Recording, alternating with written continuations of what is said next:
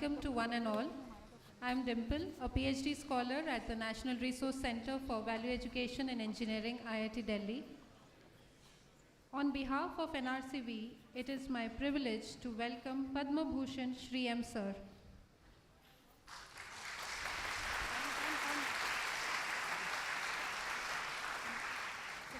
We are indeed honored to have with us Sri M sir, who is a renowned spiritual leader, and his wife Sunanda Ali ma'am, a distinguished educationist.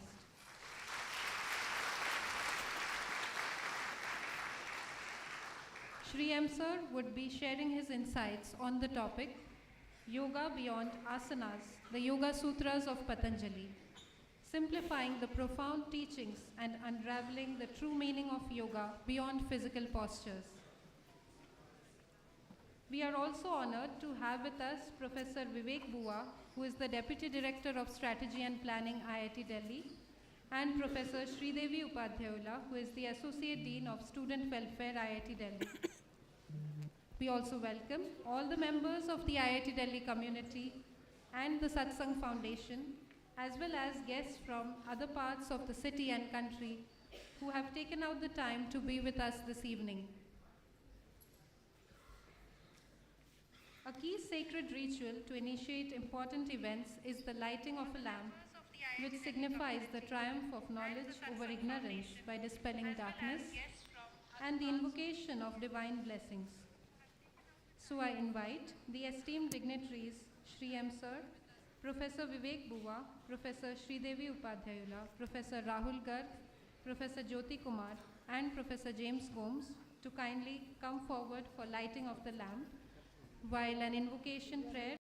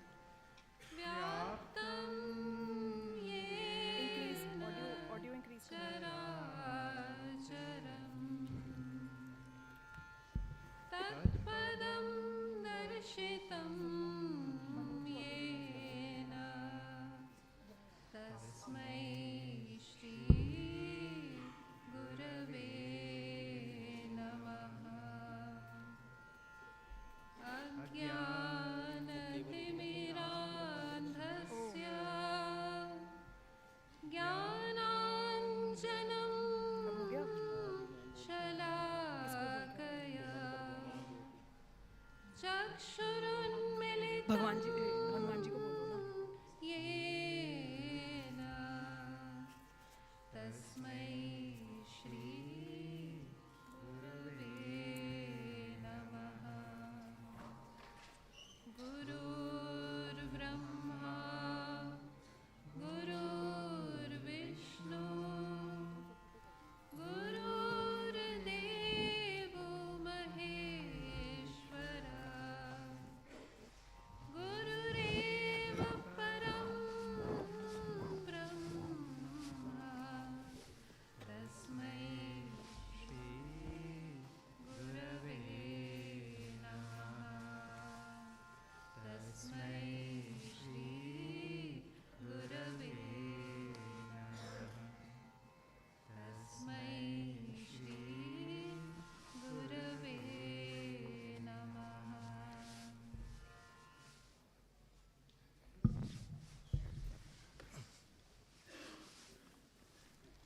Thank you all. Now I would request the Deputy Director of Strategy and Planning, Professor Vivek Bua, to formally introduce our guest, Sri M sir.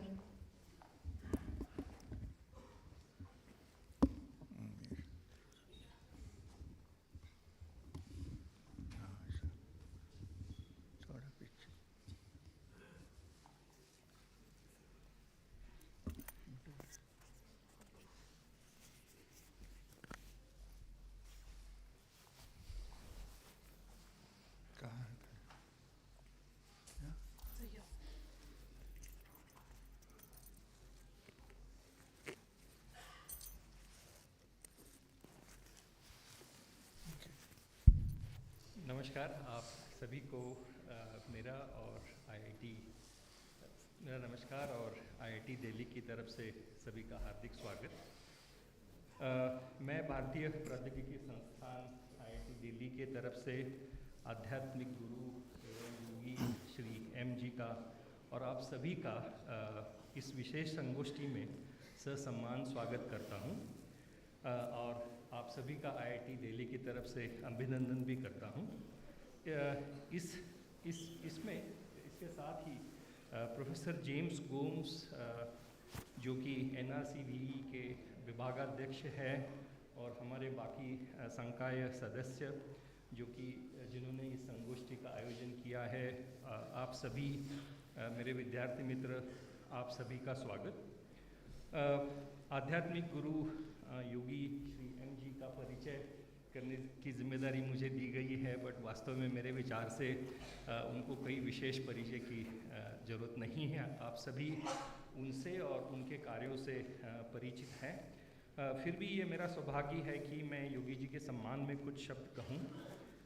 Shri M यानी कि श्री मुमताज़ अली खान अर्थात Shri M का जन्म 1948 में तिरुवनंतपुरम केरला में हुआ और वो एक आध्यात्मिक गुरु, योगी, विचारवंत, शिक्षा विद्वान के रूप में जाने जाते हैं। मैं उनके बारे में पढ़ रहा था तो उनके आत्मकथा के अनुसार श्री एम जी ने वय वर्ष 19 के आयु में अपना घर अपने गुरु के खोज में छोड़ा और वो हिमालय की ओर चल पड़े और उसके पश्चात उन्होंने हिमालयों की गिरी शिखरों में अपने गुरु का खोज किया और आखिरकार उनकी मुलाकात अपने गुरु श्री महेश्वर नाथ बाबा जी के साथ हुई। ये स्थान कुछ बद्रीनाथ के पास है, अगर आपने देखा होगा तो व्यास गुफा करके इस जगह का नाम है।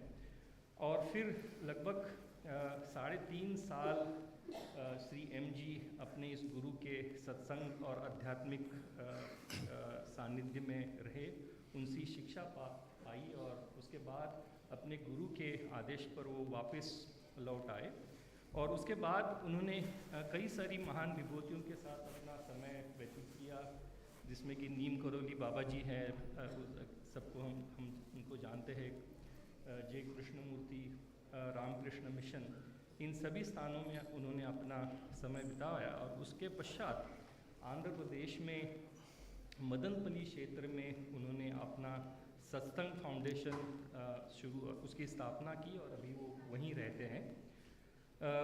सत्संग फाउंडेशन मंडनपल्ली में कई विद्यालय चलाता है और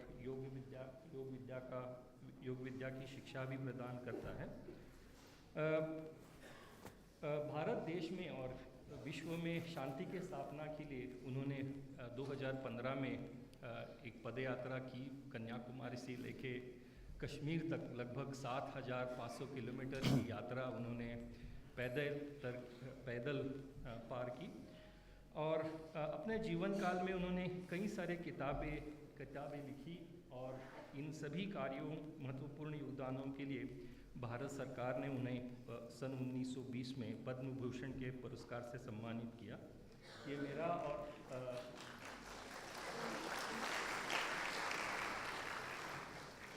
ये मेरा और आप सभी का सौभाग्य है कि आध्यात्मिक गुरु श्री एम जी इस संगोष्ठी में सम्मिलित हो रहे हैं।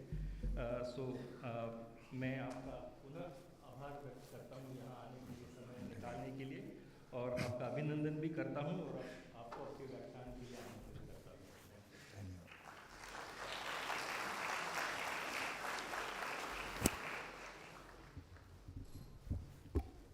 Thank you, sir, for the kind introduction. Now I would request Associate Dean of Student Welfare, Professor Sridevi Upadhyayula, to felicitate Sri M sir with a bouquet and memento as a token of gratitude and reverence.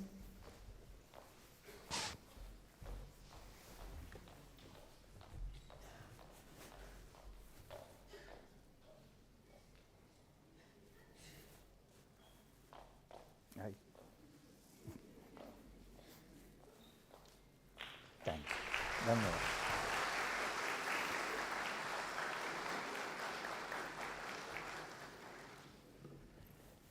Somebody can take this. Thank you, ma'am. Thank you. Now, without further ado, I request Sri M sir to kindly commence with his talk.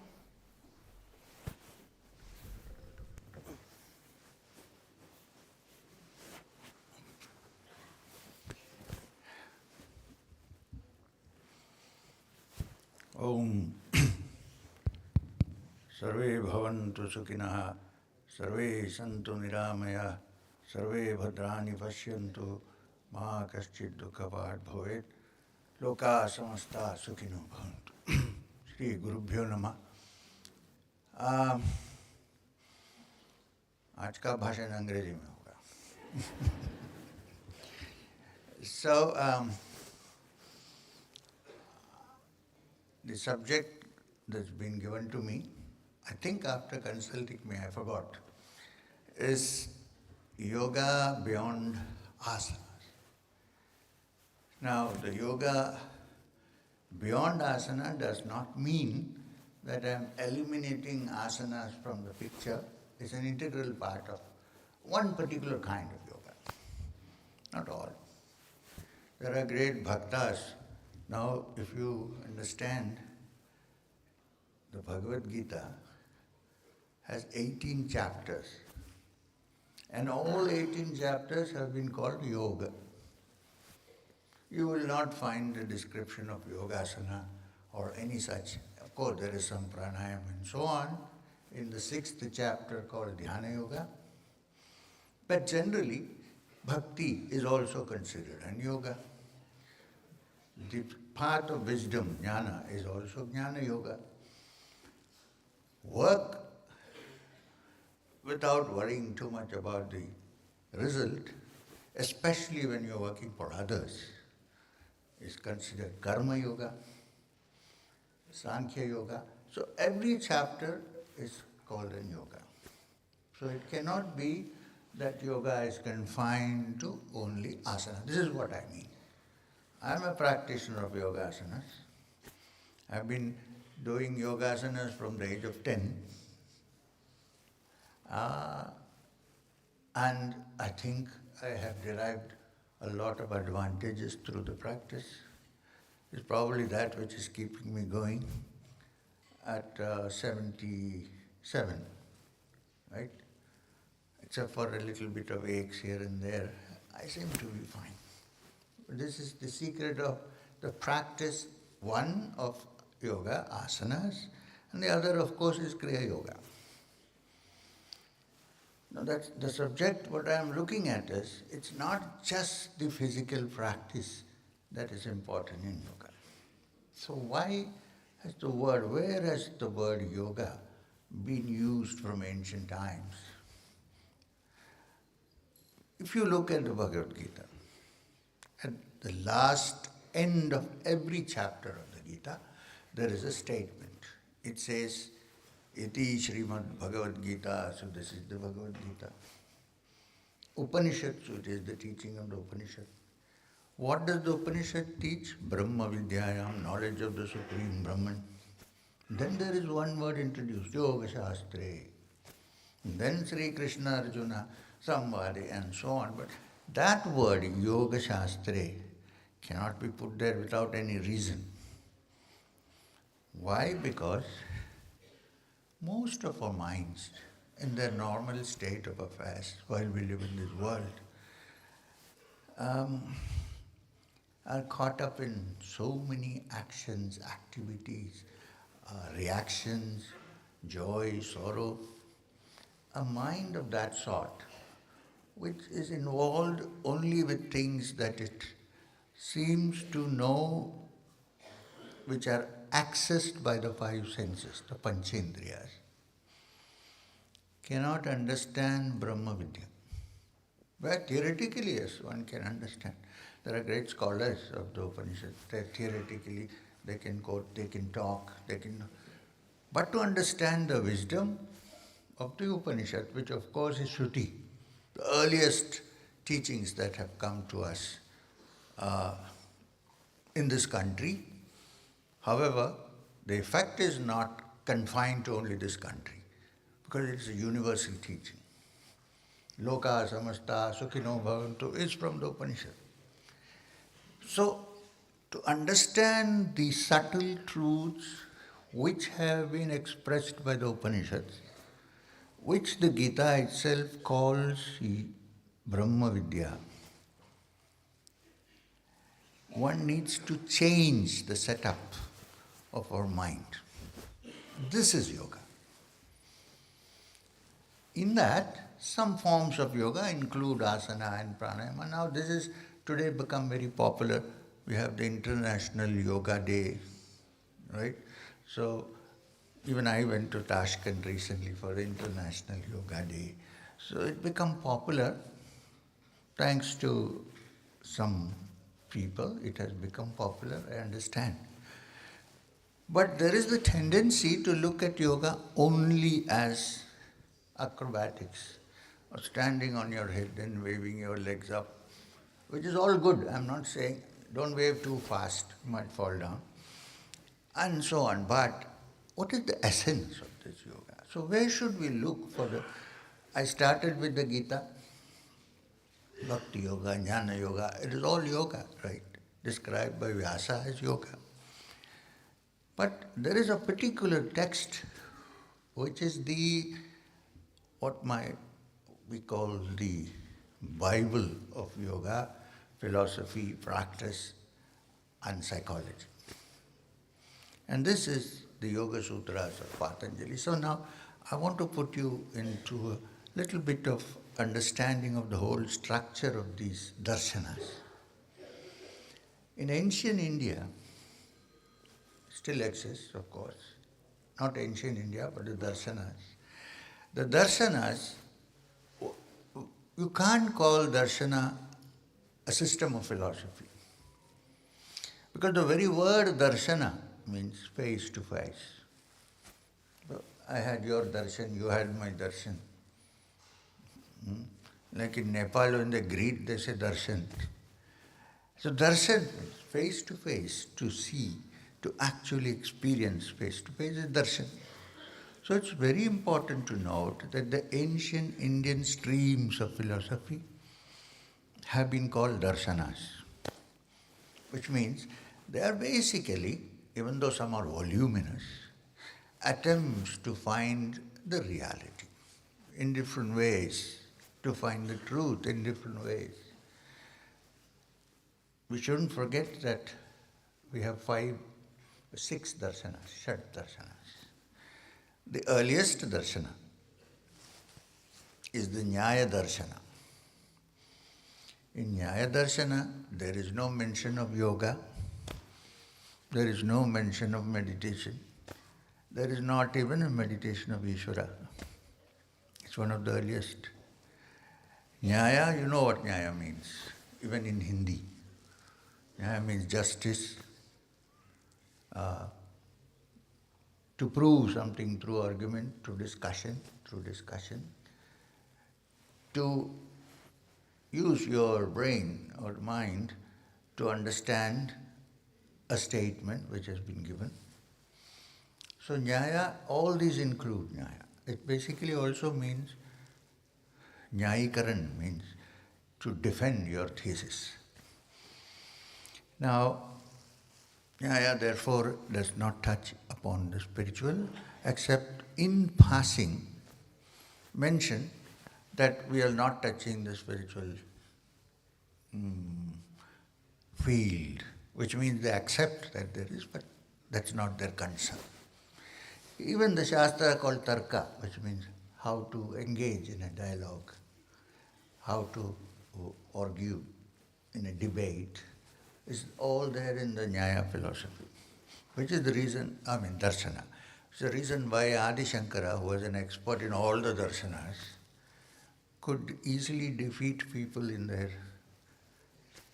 debates. So they pinpointed how to go about it. Then we have the next darshana, which is Vaisheshika. Vaisheshika darshana again does not touch upon anything spiritual. In fact, Vaisheshika believes that this world, like the modern scientists say, was produced through chemical combination with an innate intelligence, which means there is no God sitting up there in a workshop fitting screws and hammering human beings into shape and throwing down into the earth and then kicking them also in the butt when required and so on. This is not there in no concept of Ishvara in the Vaisheshika. One of the famous teachers of Vaisheshika was none other than the sage Kannada. He's also called a rishi, mind you.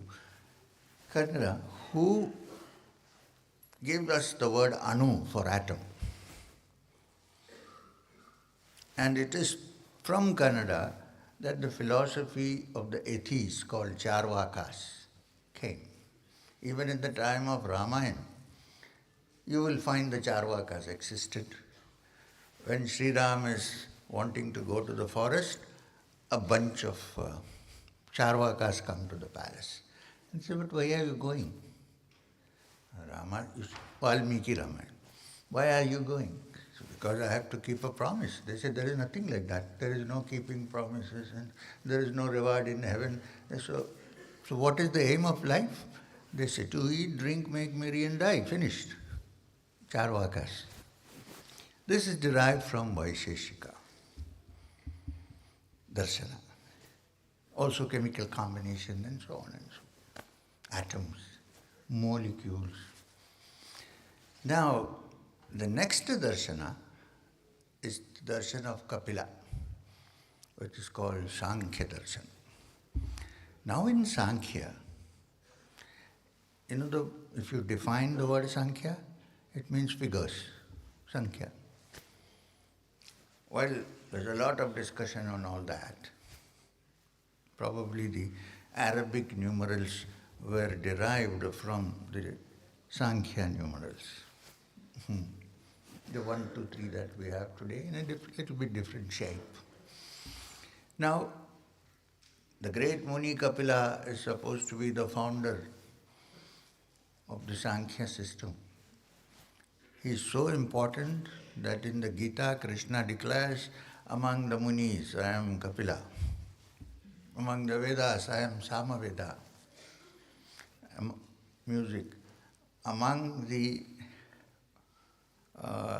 mountains, I am Meru, and so on. He says, "Among the rishis, I am Kapila." It's so important. Now, Kapila Muni founded the Sankhya system.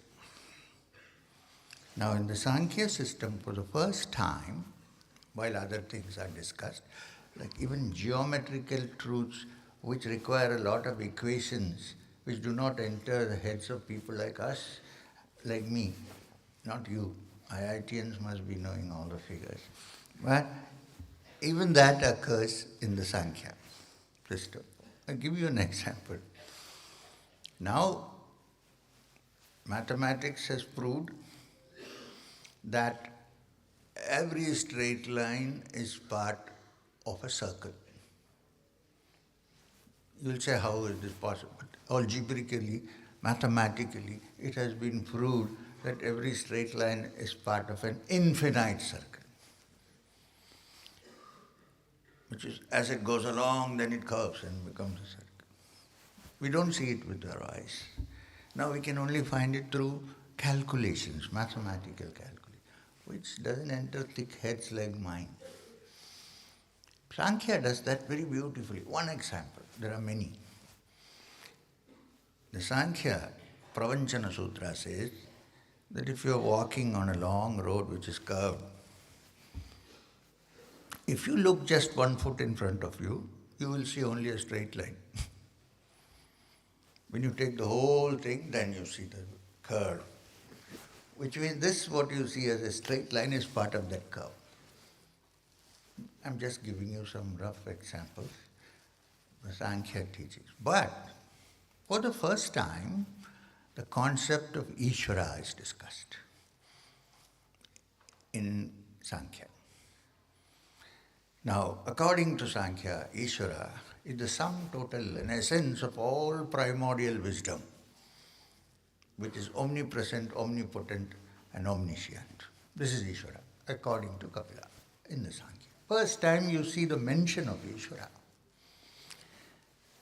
However, that Ishvara, according to Sankhya, is not generally possible to contact by us human beings. So while it's not an atheistic philosophy, it's an agnostic philosophy, generally. Well, there is Ishvara, primordial essence of wisdom, omnipresent, omnipotent, omniscient, but I cannot, what does it mean to me? Then comes the Yoga Darshana. Why? Because the subject today is Yoga beyond asanas. Yoga Darshana.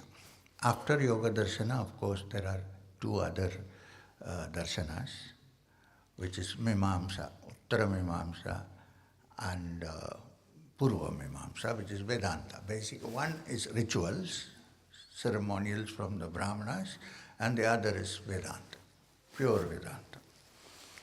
In between comes the Yoga Darshana. Now in Yoga Darshana, for the first time, Patanjali says that this Ishvara presented by Kapila in Sankhya, this Ishvara can also be contacted under certain conditions by us, by human beings, by surrendering to that Ishvara. Now the Yoga Sutras of Patanjali, Swami Vivekananda has written a commentary on it. It's called Raja Yoga, small commentary, part of his talks. Now, this Patanjali's Yoga Sutra is the standard textbook for all who need to study the yoga, study the science of yoga. Now, it starts, the Yoga Sutras are divided into 4 chapters. There is the first chapter called the Samadhipada, the second chapter called the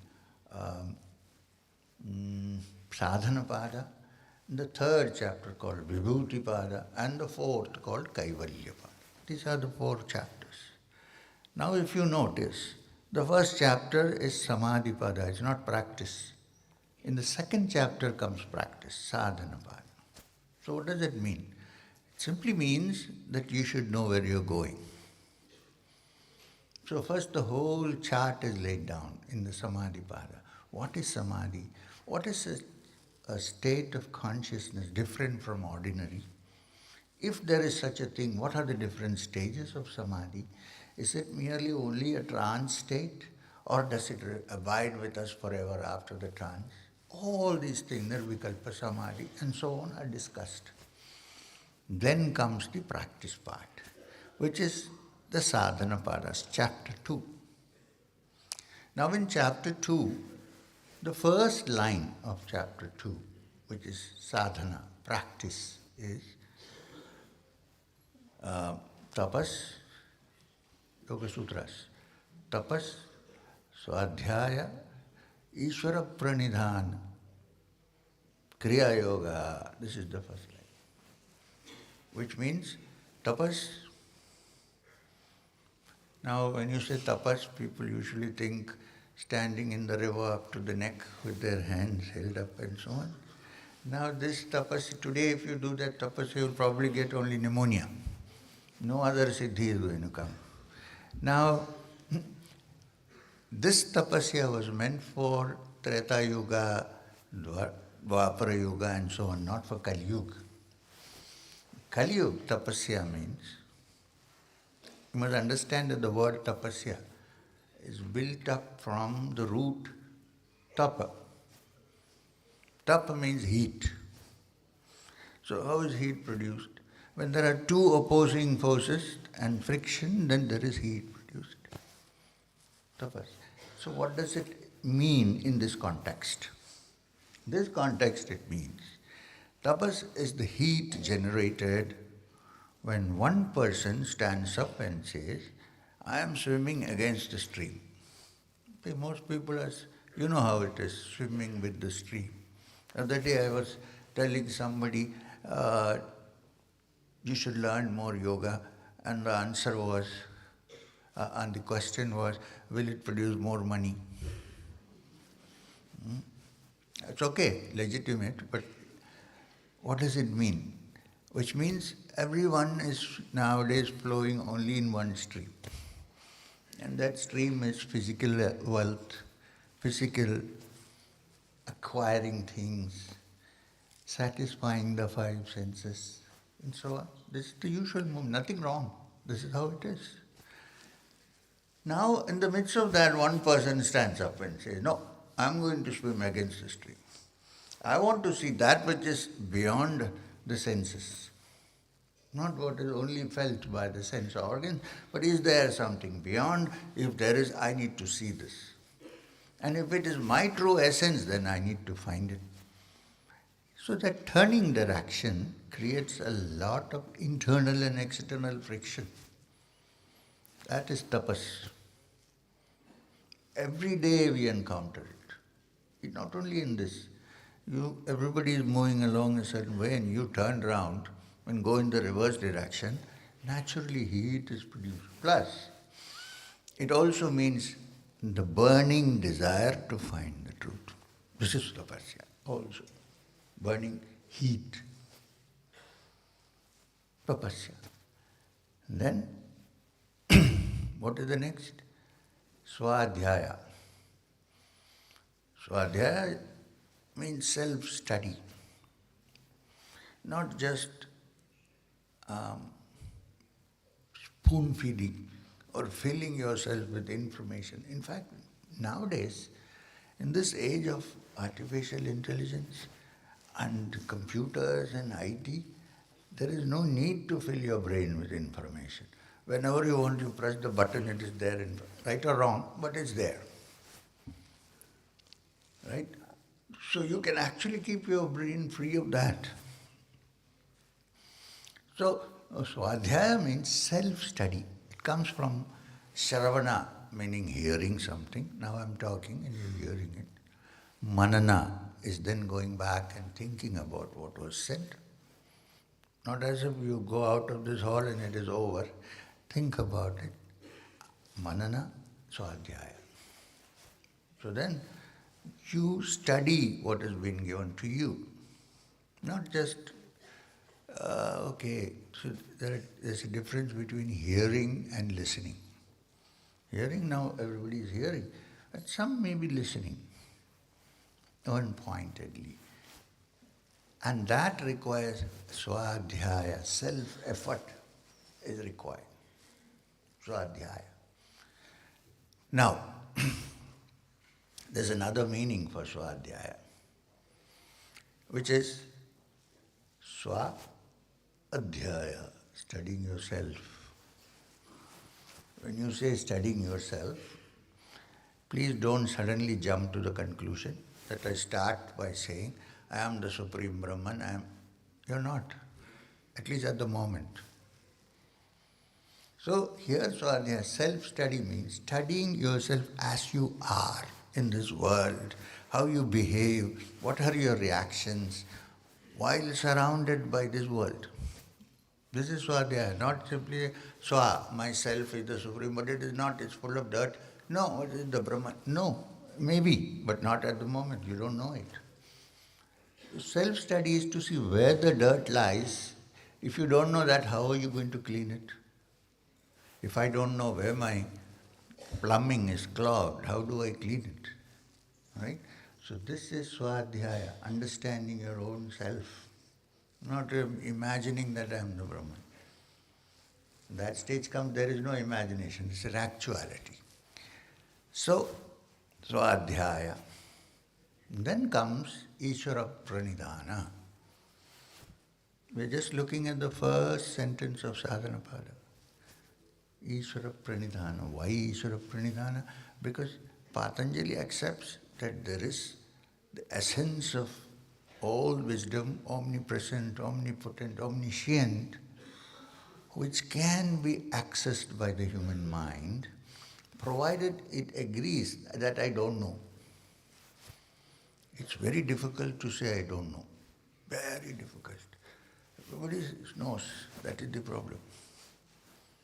You just have to say, yoga, everybody knows what is yoga. Right? in their own way. So to say, okay, I don't know, let me start looking at it, is very difficult. So Ishvara Pranidhana means surrendering to that primordial wisdom. When you discover, no matter what acrobatics you do with your mind, you are not able to find a solution. Of course you have to try. Nobody says that you have to put your brain in cold storage. Not in the philosophy of this country. No. What is the Gayatri that you chant daily? What does it mean? What is the last sentence? Dhyo yona prachodayat, may my intelligence be stimulated. Nobody wants you to be put in a freezer, no. But the keenest and the sharpest intellect very soon discovers its limitations and then says, is there some other way out? Other than this structural 1 + 1 = 2, 2 और 2 5 हो सकते हैं क्या? हो सकता होगा, क्योंकि योगी have said so, maybe. Now there you are surrendering your intellect after doing all the exercises required and saying, now okay. Now I want to tell you a little, I think we have time, I have a little story. It was not invented by me, but I've heard it from somebody. Imagine that you have a glass box, okay? A transparent glass box. You can see through. It has, except for the lid, all other things are there. And it is divided in the middle somewhere, not in the middle, a little bit on the side, by another glass piece as a wall, dividing this area into 1/4 and 3/4, let's say. Now, in this long one, the 3/4 length, and also in the small one, there are these little wafer-like creatures. Just imagine, this is a story, there are no wafer-like. There are wafer-like creatures. When I say wafer-like, they are wafer-thin. So thin that they have no concept of height or depth. They have only consciousness of 2 dimensions. They can move this way, they can move that way. Beyond that, they don't know whether one can go up or down, they know only this. Now, in the small part, the 1/4 part, is very beautiful. This is barren like a desert, where the rest of the people are there, rest of the wafers. This is nice and beautiful. You can hear music. Some of these little wafers are enjoying the cool breeze. Beautiful out there. Maybe eating fruit, I don't know. Now, on the other side are these people, these wafers, in a terrible world of desert and heat and so on. And so crowded they're not even able to. But they can see the other guys enjoying through the wall. And their eyes are always there. Please consider this as a hypothesis. So, they can see the other guys enjoying. They cannot reach there. Why? Because they don't know how to go like this. They know only this movement. Two-dimensional. So they are trying hard. Pushing, jumping, hitting others to go in there. But no, there is a barrier. You cannot go. Now you or I or one of us is actually standing there and looking down the box. The roof, there is no roof, no lid. You actually want to take this fellow who's struggling here and put him on that side so that he can enjoy. But you cannot. You know why? Because they are constantly moving. When you try to, he's gone there. But their effort is going on all the time. They're always moving. It's not possible. Then you find in one corner there are a group, 2 or 3 of them, who have tried it all and have understood that this is not the way. And they are relaxing. So you catch them and put them on that side. Now they don't even know how they came, but they are enjoying. I'm giving you somewhat of an example of Ishvara Pranidhana. Ishvara is watching. But how to catch you? Always running.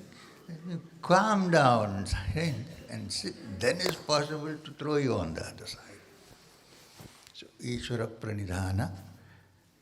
So, tapas, swadhyaya, Ishvara Pranidhana, Kriya Yoga. This is Kriya Yoga. Iti Kriya Yoga. This is how Patanjali describes it. So,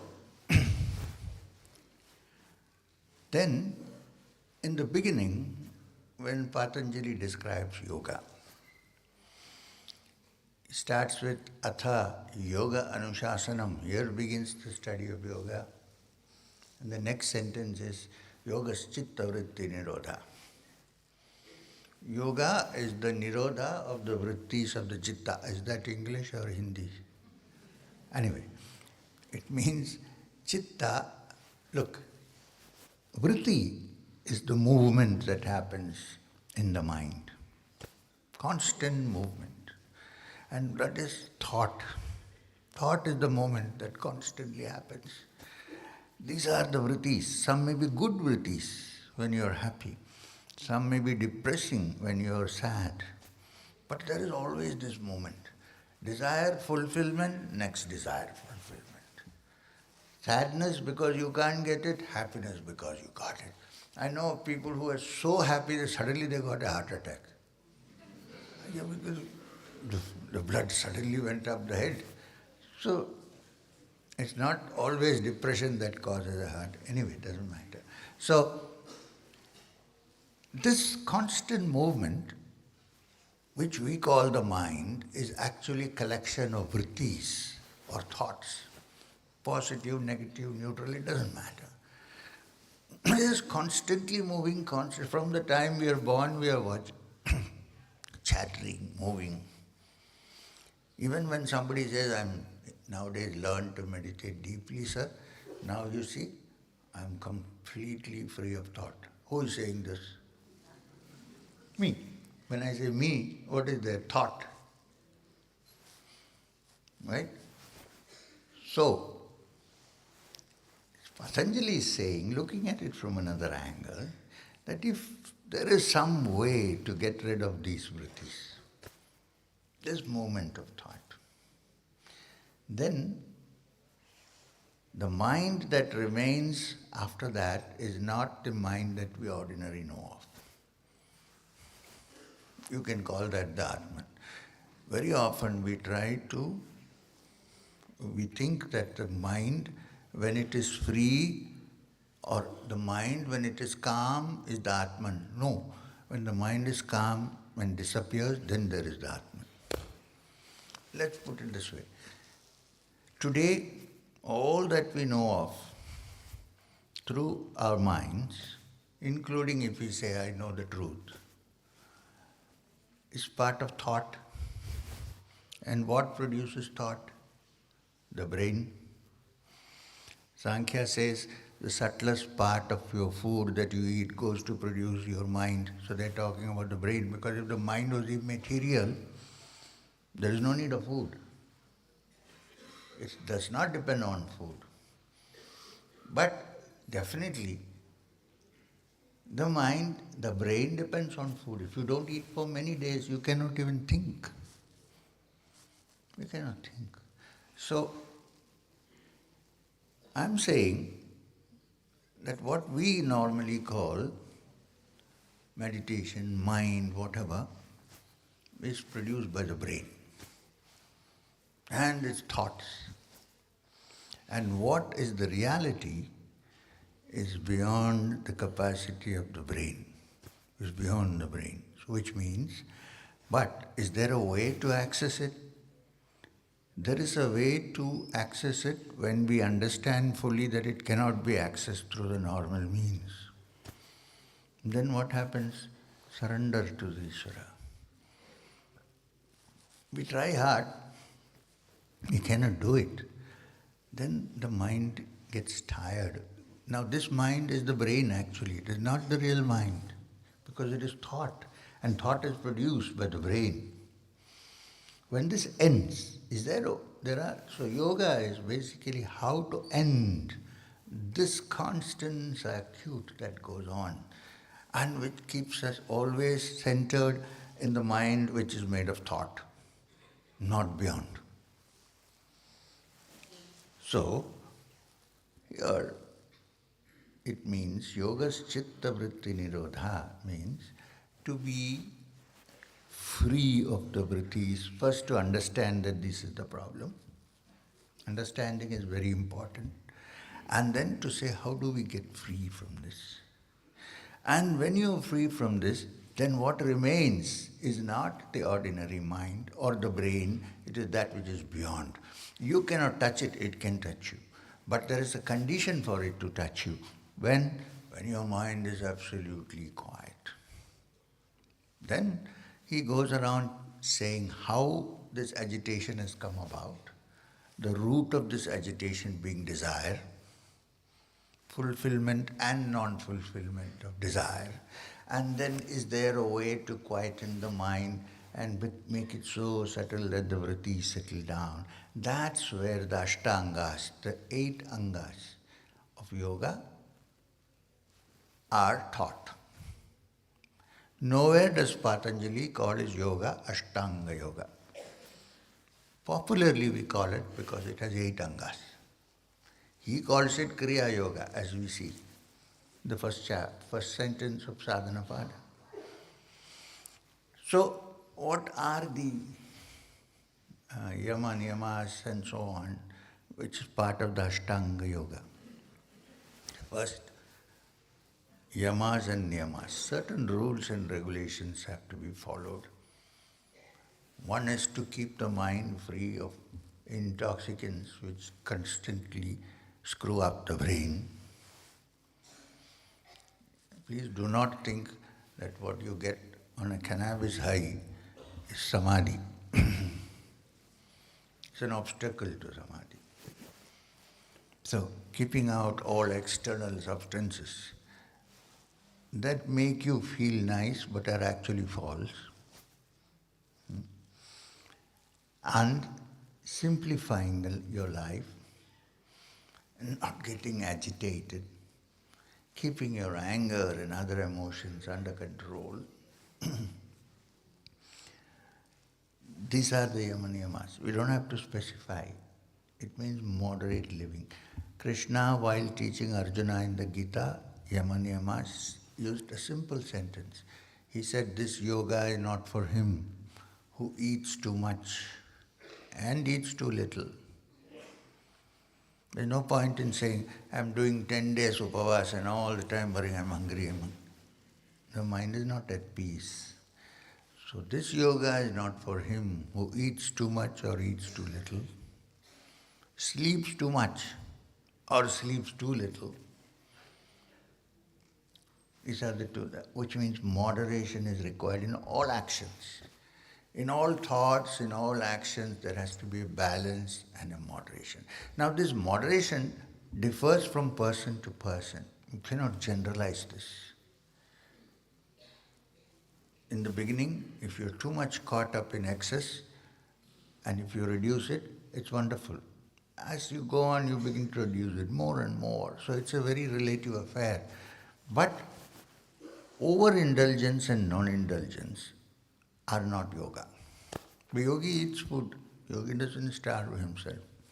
But he eats food enough to survive, enough for sustenance, not eating because I enjoy eating.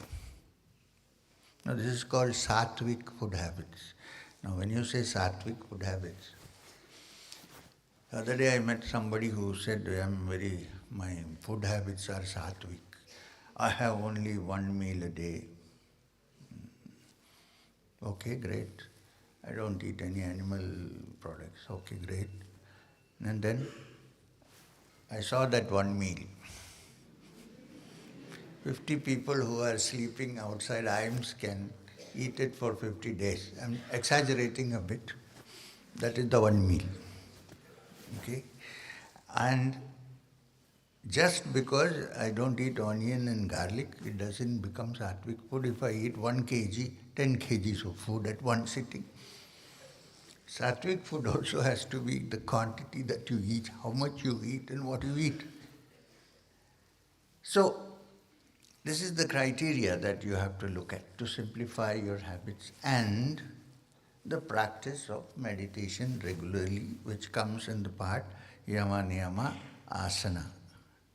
Now, in the Yoga Sutras, Patanjali dismisses asanas with one sentence. He does not describe any asana. He says, Sthira Sukham Asanam. Any posture in which you can sit for a long time in Sukha, that is your asana. He doesn't refer to any other asana.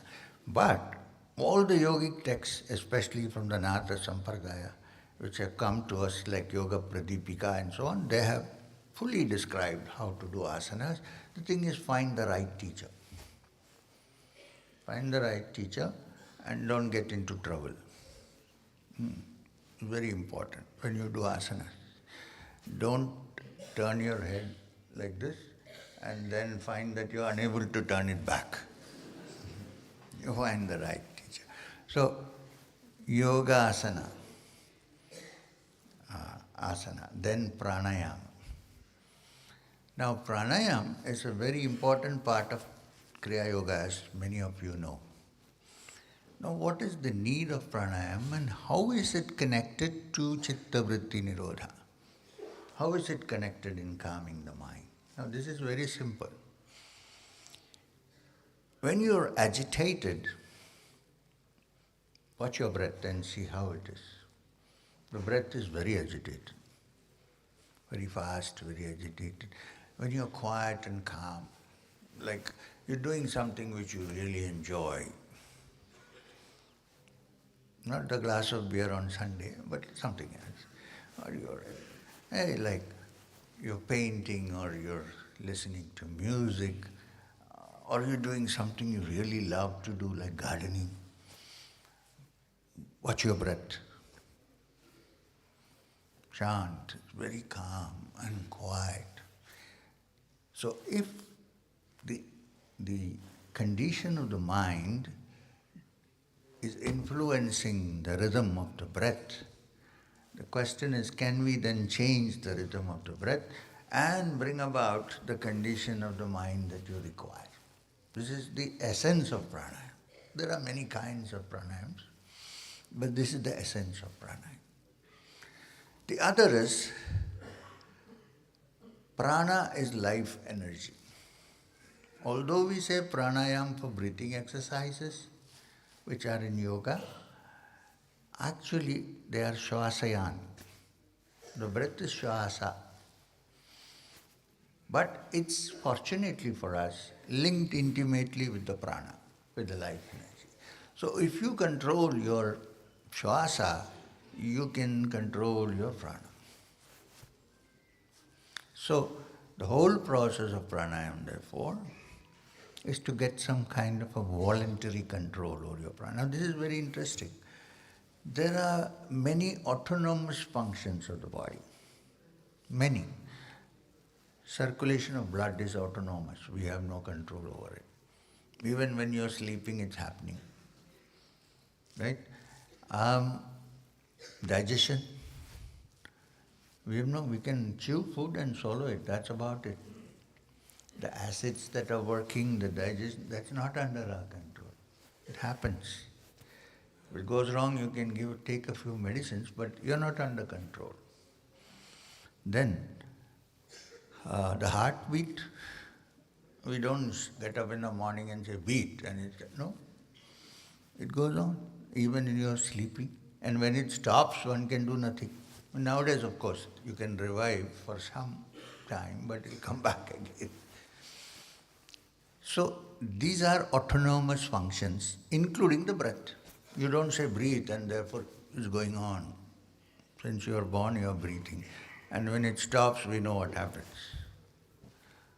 So, breath being so important, you can live without food sometime, you can live without water for some time, you cannot live without breathing for more than maybe 1.5 minutes, unless you are an accomplished yogi.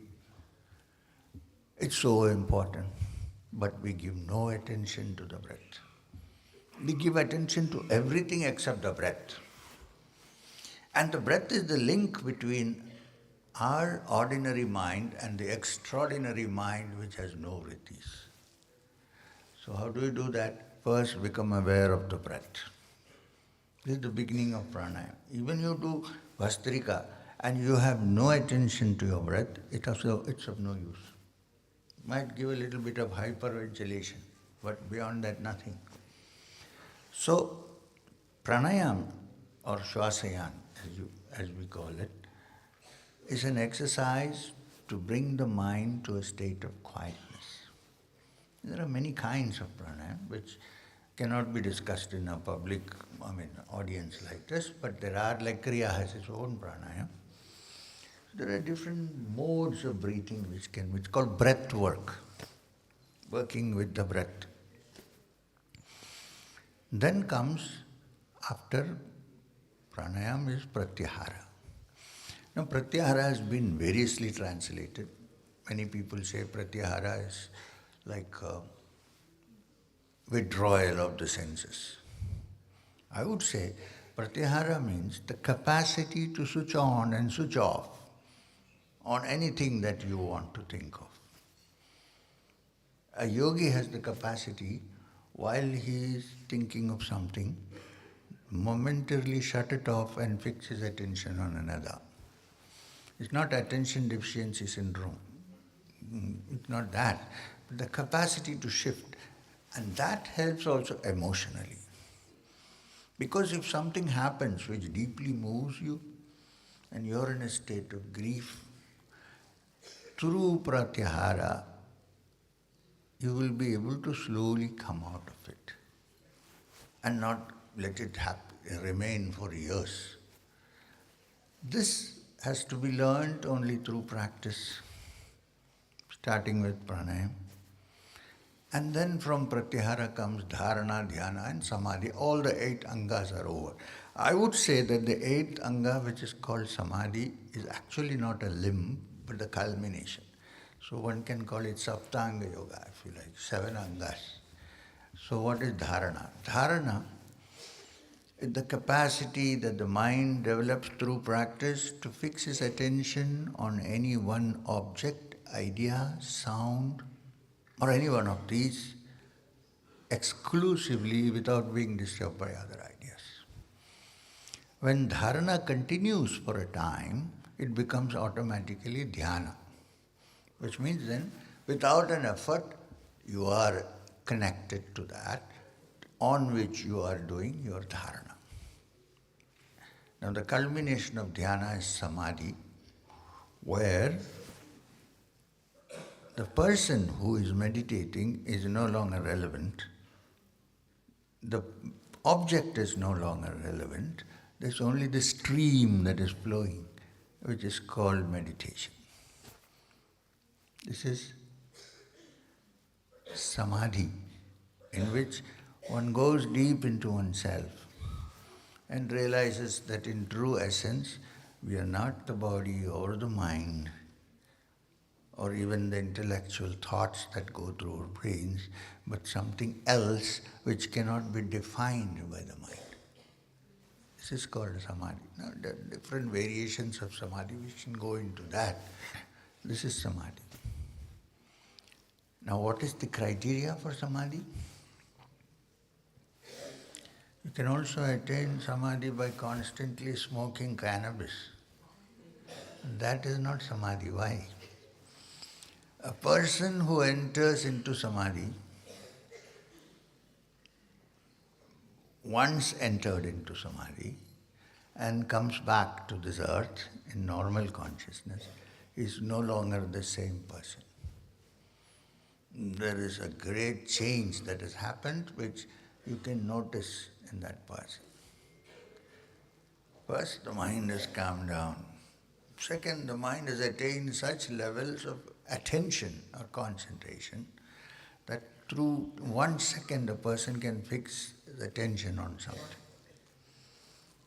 Plus, the mind has also become kind and compassionate.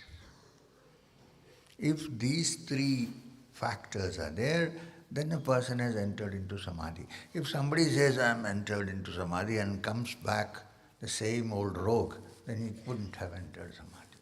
Not possible.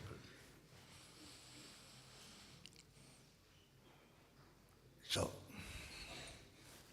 this is the subject today. So, not just, what I'm trying to say is that look beyond ordinary postures, which are good of course, but that there is a deeper understanding of yoga which will take you to the essence of your being, which, fortunately for us, is the essence of the universe. Can you imagine, I'm a limited human being, then I keep in tune with that which is unlimited, which becomes my true essence? What a wonderful experience is that.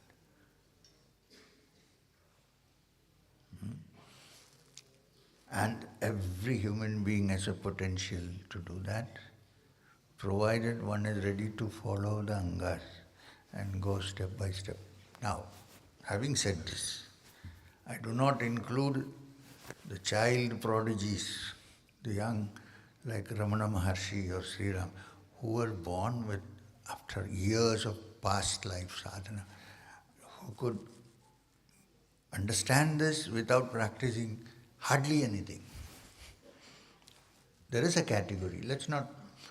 Now, Ramana Maharshi attained his understanding of the Supreme by simply asking the question, who am I? Now, if I sit down and wear a cowpin and say, who am I? Who am I? Do I reach that who am I? Tell me. And if I am in a Western country, they might take me to a psychiatrist. This guy doesn't know who he is. So, Ramana Maharshi is Ramana Maharshi. We cannot imitate Ramana Maharshi.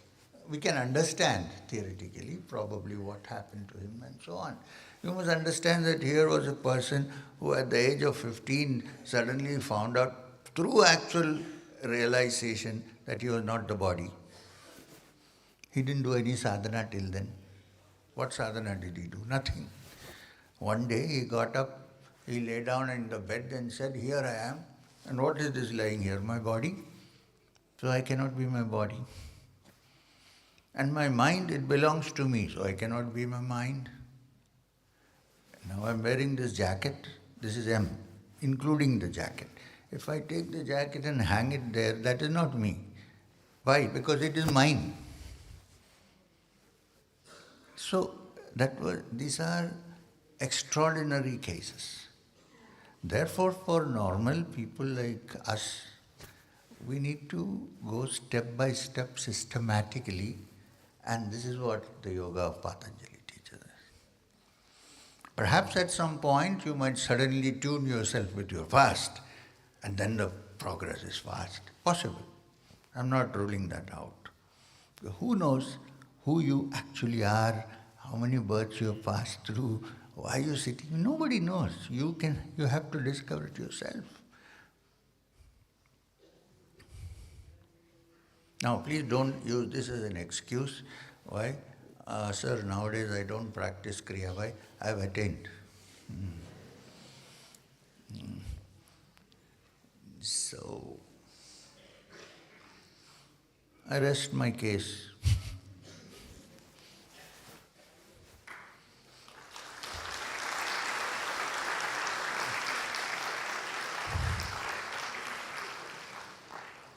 To the young people who are here, I need to tell you, please experiment and find out for yourself. You don't have to believe a word of what I said. Experiment, go into it, find out for yourself. And one day, if you really discover that in true essence, you are connected to an infinite energy which can be tapped, how wonderful it is.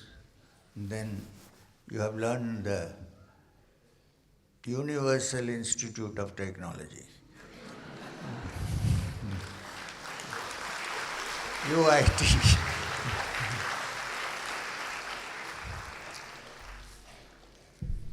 Thank you, sir, for your profound and insightful talk. I'm sure Sir's words have stirred up a lot of curiosity amongst the audience. The floor is now open for questions, and I hope a lot of interesting questions have already been submitted through the QR codes displayed. So now I invite Professor Jyoti Kumar on stage to coordinate the Q&A session. Professor Jyoti Kumar, I have only one thing to say, that you should let me go in around half an hour or 40 minutes. Huh? Thank you, sir. Thank you, sir. So, while I think many questions which were put on using the QR codes in the hall and also the links that have been sent have already been answered by you in your session. So can you find out those which are not? Yes. So Nishant Verma and Sabyasachi both have asked the same question, similar in intention. They're saying, how does Patanjali Yoga Sutras guide a beginner in meditation? The Yoga Sutras of Patanjali, first you get a copy of it. Fortunately, translations are available.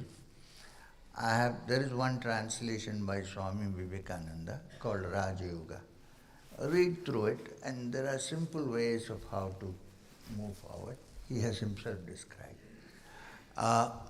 There is another commentary on the translation, commentary on the Yoga Sutras, written by self, which is called Yoga Also for the Godless. Now, why did I write that? Because there are so many people who want to practice yoga, they are put off.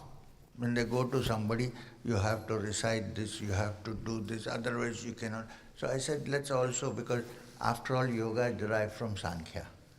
In Sankhya, there is not even a concept of an Ishvara that one can touch. So even if one is not a believer, one can still practice yoga. But all the guidelines are there. Please remember, the title is Yoga Also for the Godless, not Yoga for the Godless. Because I am of the opinion that there is some being which you call God or Ishvara, whatever you want to call it. So, the guidelines are already there. You just need to read it carefully. Thank you, sir. Ishan Gaur, he has a bit of a question. One of your talks, you mentioned that there's a shortcut, and that is to cut your ego in half. Now, So he's asking, how do I do that? yeah, you see this? I also said that it is the most difficult cut. Because, it's very easy to say cut your ego into two, but you know how difficult it is. Because people, is there a shortcut? What are we doing in all the practices of meditation, all bhakti yoga where you surrender? In all these practices, you are slowly sawing off that ego. In life's experiences also, slowly they saw it from the bottom. There is no root left and then it collapses. But when I said shortcut, I was using the word only to the similarities. Shortest cut the ego into two. That didn't mean that it is easy to do that. It is not at all easy. In fact, I would say it is the longest cut. Because it's one of the most difficult things. Even if you know a smattering of something, people don't pretend to be. So what do? It's not so easy. But keep in mind that the ego plays a great role not only in glorifying ourselves, but also sometimes bringing misery to us. Simple example. My ego is so big, and then somebody calls me a fool. Right? If my ego is. Now, if I didn't know English, what would I do? Somebody saying fool. I know only Hindi. I might think you're calling me a fool. There is no effect. Right? So, to be free of this ego, starting point is not to worry what others think about us. This is important. You do what you have to do. Don't worry what others think. As long as you are not stepping on the shoes. Yeah, agreed. Thank you, sir. Rugved is a student here who's asking, is this complete truth that one receives, is it same for all, or does it have specific variations to specific persons? Yeah. Now here, Einstein gave us the theory of relativity, right? It's a universal theory. It's not that one person, it is true, and for the other person, it is not. It's a universal truth that has come. In the same way, this teaching is universal. It's not true to some and not true to some. All I can say is some find and some do not. That I agree. But that you do not find or haven't found doesn't mean that it is not there. You get what I'm trying to say? Nilbul has asked, is the aim of life to attain happiness? Uh-huh. Is the aim of life to attain happiness? That's her question, his or her. So what is the question? Is the aim of life to attain happiness? Attain happiness. Now, this is, whoever asked this will be knowing, all of us are seeking happiness. It's our aim to find happiness. Some find happiness in sannyas. Some find happiness in becoming billionaires. So, finally what we are seeking is happiness. But we have discovered that the happiness that always remains with us is not that which can be lost when the share markets fall, like they're doing now, or when the dollar and Indian rupee values are coming down. Now that brings about a lot of agitation. So that's not the way to happiness. The way to happiness is, is to remain sarvatra samabuddhaya, as they said in the Gita, to keep the mind tranquil under all circumstances. If that is there, then one has found what one is searching for. But certainly one is searching for happiness. There is no question about that. I guess 2-3 more. And questions. that happiness is actually not outside there, it is here. You know the famous story of the Kasturi Murga that Kabir Das said about. He said, there is a particular variety of deer, sorry I'm not running this, particular variety of deer called the Kasturi Murga. Every year, every season it produces musk in a small pouch near his belly.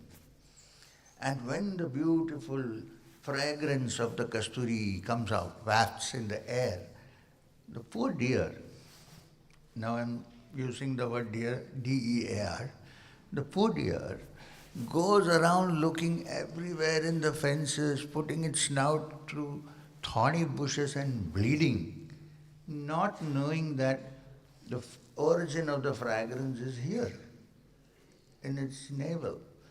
In the same way, true happiness is here, and we keep searching for it everywhere. And if we don't find it here, however happiness we find there, there is no point, because we are miserable. I know, I meet all kinds of people in my life, big people. I'm not saying that we should not build up things, we should not have innovations. It's all wonderful, it's the mind expanding. But remember that true happiness does not come through any of these things, but only through the inner. And therefore, certainly we are searching for happiness. So related to happiness, one of the students has asked a very interesting question. How do we move on after a heartbreak?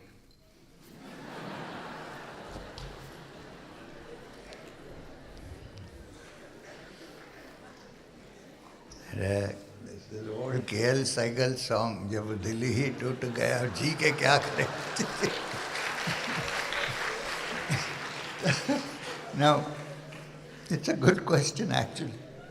It's very difficult when the heart breaks to move out.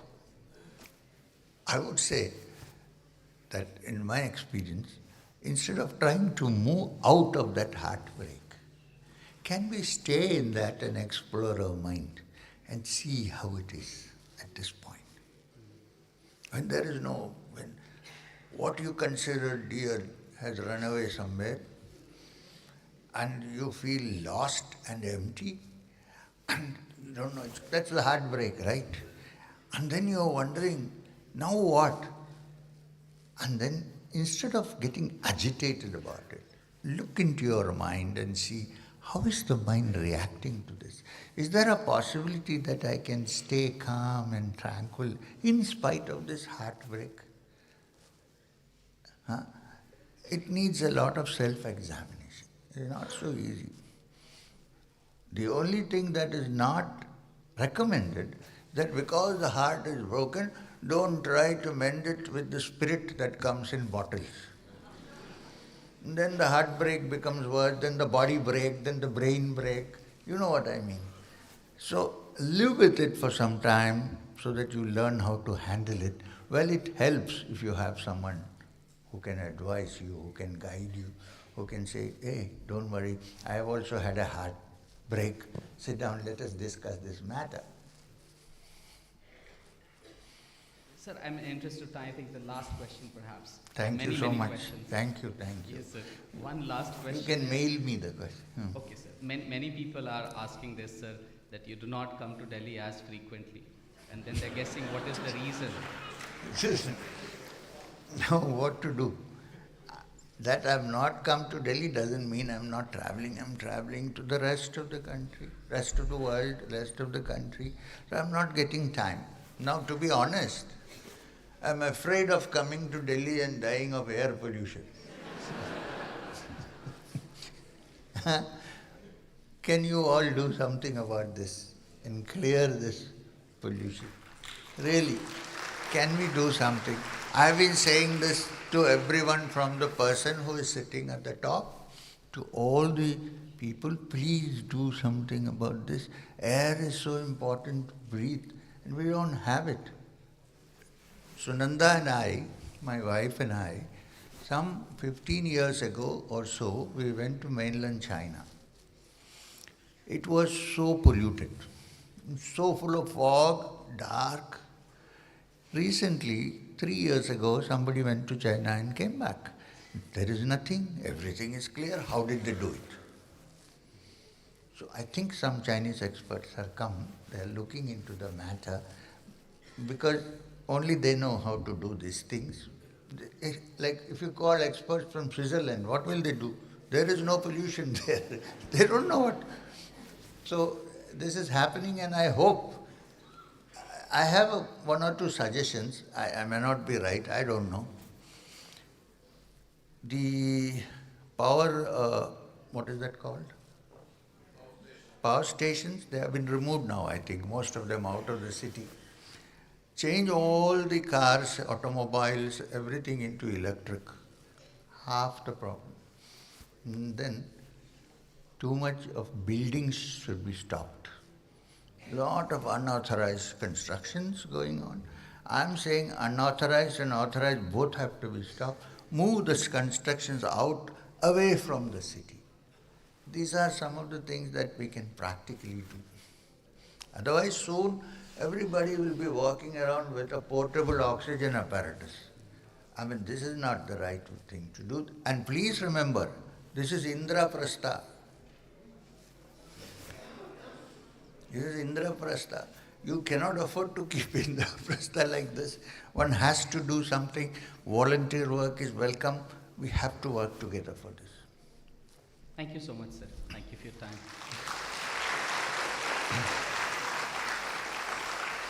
I am very sorry that I have not been able to spend a little more time with you all. But then I promise next time I won't spend, I'll come more frequent. Like in March, we have a book launch. So I should be back in March, and then we can discuss more probably. And I'm hoping that next year Delhi will be free of pollution. Let's see. I'm hoping. Thank you. Thank you very much. Namaskar. Thank you, sir. That was an insightful and engaging discussion. Before we proceed further, an important instruction to the audience. Kindly remain seated till the dignitaries have left the stage and do not crowd near the exits. Please vacate row-wise in sequential order while leaving the hall. Also, the students of the VEV and NEN courses are requested to stay back for attendance. I would now call upon Head of the Department of NRCVEE, Professor James Gomes, to kindly deliver the vote of thanks and conclude the event. Thank you.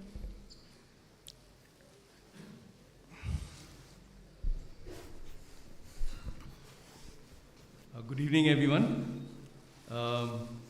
On behalf of the National Resource Center for Value Education in Engineering at IIT Delhi, it is my pleasure to give this vote of thanks for this event. Respected members of the IIT Delhi family, distinguished guests from the Delhi Satsang Foundation, and fellow seekers and friends, I'm deeply honored to stand here before you to propose this vote of thanks for this profoundly enriching experience. First and foremost, our hearts are filled with immense gratitude to our Master Sri M, sir, and we thank you. And we thank you for gracing us with your presence and sharing your profound insights. Your lecture on Yoga Beyond Asanas, the Yoga Sutras of Patanjali, has provided us with fresh perspective and insight regarding the theory and practice of yoga. The true meaning and how to practice and has been passed on over many thousands of years. And this is part of the Indian knowledge system. It's been really a very wonderful lecture today. I would like to thank Professor Vivek Bua, the Deputy Director of Strategy and Planning, then also Professor Sridevi, who was here in spite of so many other difficulties at home, and she is also the Associate Dean of Student Welfare. This was also organized with help from the Satsang Foundation, so I would like to specially thank Bela Mahendru ma'am for being with us all through.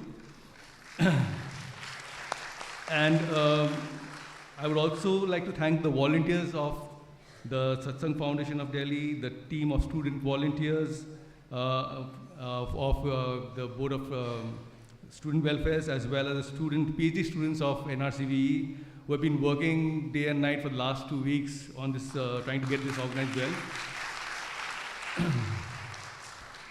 I would also like to thank the technical team, the caretaker section, and the IT administration for supporting this event. In particular, I would also like to thank our security unit, because there is Sandeep ji, Kapil ji, and Balaram ji, who are in the background, who have done a lot to kind of make sure that this was a very smooth event for us, and handling all the crowd and management. Yes, thank you. So finally, thank you all of you for taking time out from your various activities coming on a Saturday evening to IIT Delhi, and we wish you very well. I hope you will find another occasion to come here. And with that, thank you, sir, very much for being with us. Thank you. Thank you, one and all.